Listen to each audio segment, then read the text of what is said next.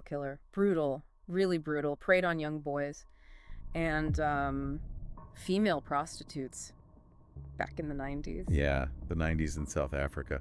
Kind of a crazy time. A lot of change happening. Transition to democracy. And that's what's so fascinating with this case. It kind of got lost in the shuffle. Lost in the bigger story. Like, yeah. Everyone's focused on the positive change and this darkness, this undercurrent of violence. It's almost like it was overlooked. Exactly, like swept under the rug. And honestly, I'm not sure a law enforcement was equipped to deal with it. Not really, not then. Yeah, serial killers. It's a whole different ballgame. But we'll get to all that. Let's start with the beginning. 1997, Henry Bakers, Right. 12 years old, goes missing. In Port Elizabeth. Right, Port Elizabeth. And initially, his mom, she's not too worried. He often stayed at his grandmother's. Yeah, makes sense. But days turn into weeks. I can't even imagine the worry. Crushing, absolutely crushing. So Sergeant Ursula Barnard, Child Protection Unit, she starts digging. At first, it seems like an open and shut case. Missing person happens. Right, but then a friend of Henry's, he mentions seeing him with a man named Stewart Wilken, someone they both knew, Henry and his mother. And that name, Stewart Wilken, it triggers something. Rings a bell. One of Barnard's colleagues, Wilken's own daughter, Wayne, vanished 2 years prior. Just like that. And then there are the sodomy charges. Oh, right. Existing charges against him from his second wife's parents about their 2 sons. So now you've got a man linked to multiple missing children and accusations of sexual abuse. Red flags everywhere. So Barnard moves fast, arrests Wilken. And at first, he seems cooperative, even expresses concern for Henry, offers an alibi. It's a fake alibi. Fake. So they rearrest him, and that's when they call in the big guns. Sergeant Derek Norsworthy, Murder and Robbery Unit. Trained by Dr. Mickey Pistorius, South Africa's first psychological profiler. Norsworthy, clever guy, used a really interesting tactic during interrogation. A photo of his own daughter. His daughter? Yeah, placed it right there in his office, in Wilken's line of sight. She was about the same age as Wayne. Wow, playing on Wilken's emotions. Tapping into something deep. And it worked. Wilken cracks, confesses to the murders of Henry and his daughter. Both of them, just like that. But it doesn't end there. He admits to going back to their bodies. Necrophilia. Oh, God. That's horrific. It's chilling, and it opens up this Pandora's box. Years of crimes just spills out. So how does someone become this monster? Well, the reports they paint a pretty grim picture. His childhood, trauma, abuse, abandoned as an infant, left in a phone booth with his sister. Phone booth. Yeah, and his first caretaker, a man they called Dupe. Just unimaginable cruelty, cigarette burns, forced bestiality. Deprivation. I mean, it's a miracle he survived. Yeah. He was adopted, though, right, by the Wilkens family. He was, but the suffering, it didn't stop. Behavioral issues, marijuana use at 8 years old, sexually abused by a church deacon. Layer upon layer of trauma. 8 years old. It's just heartbreaking, and all of this happening during those crucial developmental years. Exactly. No chance to form healthy attachments, to learn empathy. And then his adoptive father dies when he's 9. More instability. Ends up in a reformatory. And the abuse. It continues. It's like a never-ending cycle. It makes you wonder, at what point does the damage become irreversible?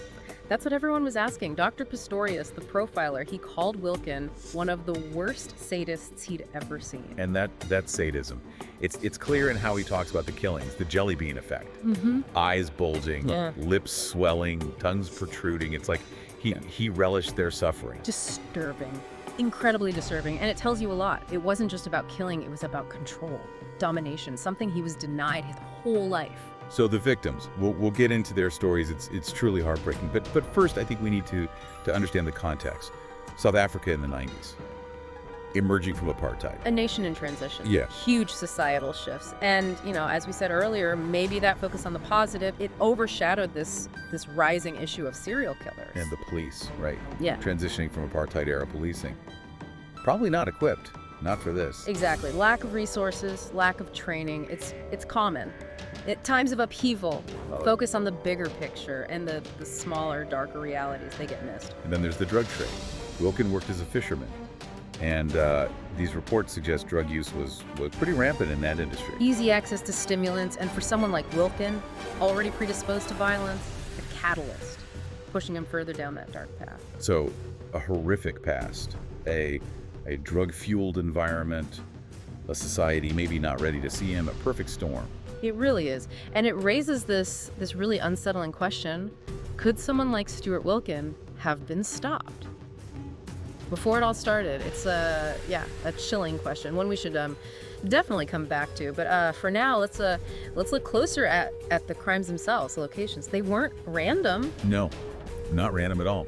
He chose places that meant something to him, like Happy Valley. Yeah. The garden. Yeah. With the fairy tale figures. Right, Happy Valley. He claimed to have like some of his happiest childhood memories there. And he took Wayne there before he killed her. Yeah, like he was, I don't know, trying to recreate something or maybe corrupt those memories, turn them into something. Dark, twisted. It's really disturbing. And the way he talked about their deaths, that jelly bean effect, so cold, so detached. Revealing though. Right. It wasn't just about the killing, it was the control, the domination. He got power from their suffering, something he never had in his own life. And that need for control, it seems like it played a role in who he targeted too. Young boys, prostitutes, vulnerable. Exactly. Less likely to fight back, less likely to be, noticed. Prostitutes, especially street workers, they're often overlooked. Their disappearances, they don't always trigger big investigations. And the boys, many of them street kids. Yeah. No one looking out for them.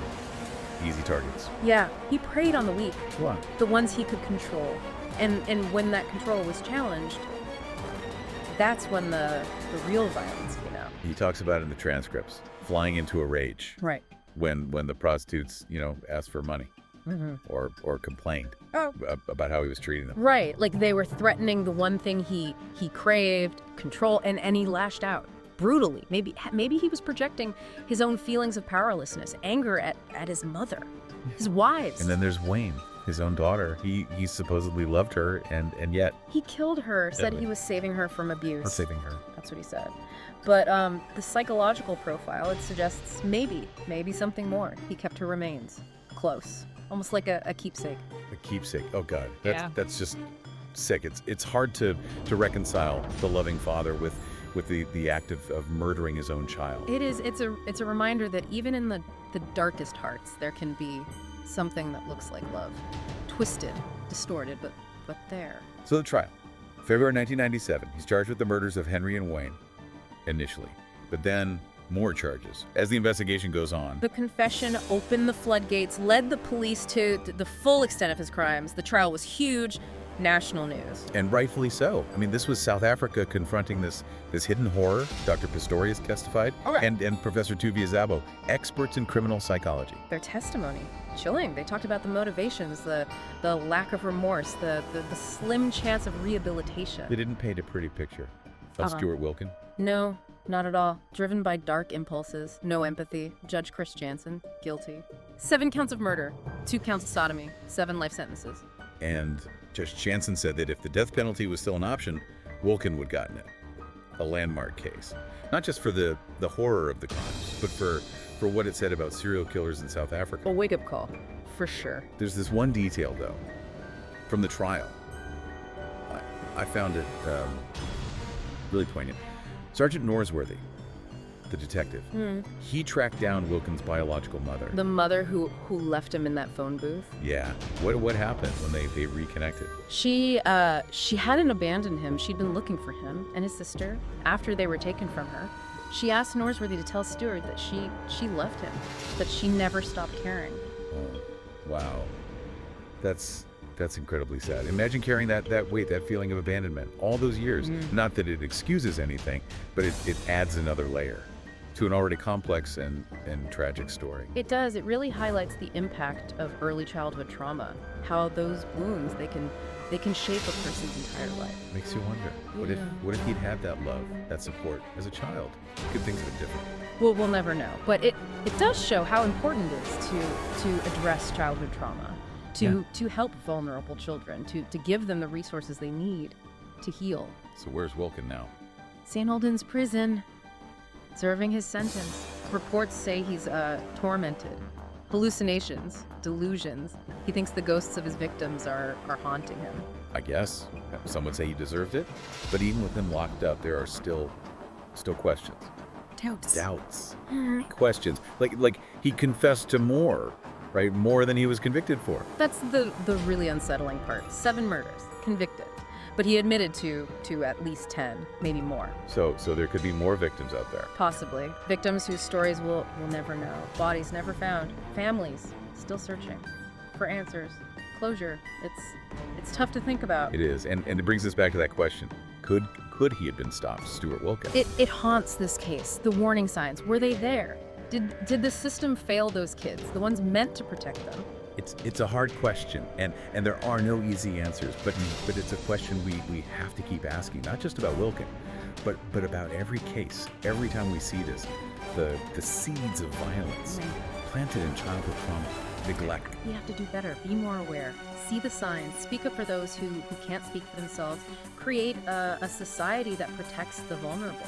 The story of Stewart Wilken, it's a dark chapter in South African history. It forces us to confront some ugly truths about human nature, about the capacity for evil. It's a challenge to look deeper, to understand violence, and to work towards a future where this doesn't happen. We can't change the past, but we can learn from it by looking at this case. Confronting these hard truths, we can understand what creates a monster, and maybe, just maybe, prevent it from happening again. We may never fully understand what drives someone to do these things, but I hope this deep dive has given you, a better understanding of this world, the world of serial killers, and more importantly, maybe it started a conversation, a call to action. We need to address the root causes: trauma, neglect, build a better world, a safer world, a more compassionate world. It's a big task, but one we have to take on. Thanks for joining us for this deep dive.